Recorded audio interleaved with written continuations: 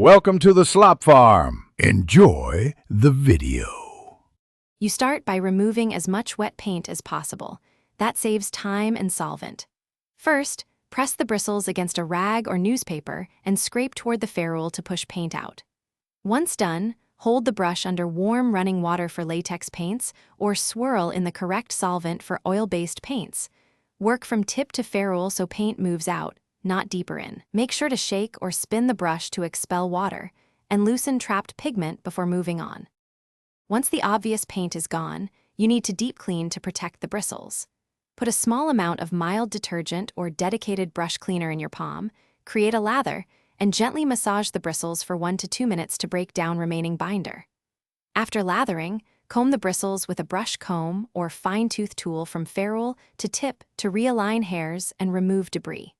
Then rinse thoroughly until the water runs clear, and repeat the process if stubborn pigment sticks around. Finally, you reshape and protect the brush so it's ready for the next job. After the final rinse, squeeze excess moisture, then reshape the bristles to their original profile and wrap them in paper or secure with a clip to hold shape. Dry the brush horizontally or hanging with the tip down so water cannot collect in the ferrule. If bristles harden or feel tacky later, soak briefly in the appropriate solvent and recondition with a small amount of brush oil or. Thanks for watching. Consider subscribing if we helped you today.